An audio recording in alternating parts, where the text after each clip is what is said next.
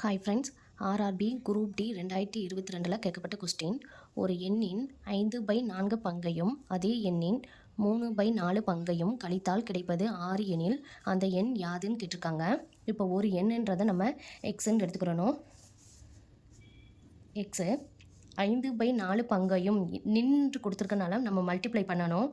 5/4 அதே எண்ணுன்னா இங்கேயும் நம்ம எக்ஸை தான் எடுத்துக்கிடுவோம்.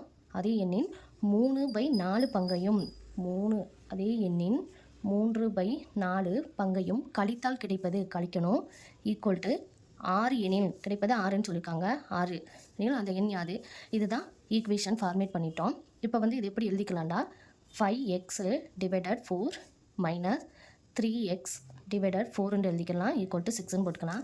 கீழே இருக்க நம்பரு சேமாக இருக்கிறனால நம்ம 5x மைனஸ் 3x டிவைடட் 4ன்னு எழுதிக்கலாம் ஈக்குவல் டு 6. இப்போ ரெண்டையும் சப்ராக்ட் பண்ணோம்டா, 5x மைனஸ் 3xன்னா 2x மைனஸ் 4 ஈக்குவல் டு 6. இப்போ கேன்சல் பண்ணோம்டா, 1 2 2 2 4. இப்போ நமக்கு தேவை எக்ஸ் மட்டும்தான். அப்போ எக்ஸை மட்டும் இங்கே வச்சுட்டு இந்த ரெண்டை இந்த சைடு கொண்டு போனோம்டா, 6 × 2 எக்ஸ் இஸ் ஈக்குவல் டு 12ன்னு கிடைக்கும். ஆப்ஷன் பி தான் கரெக்டான ஆன்சர்.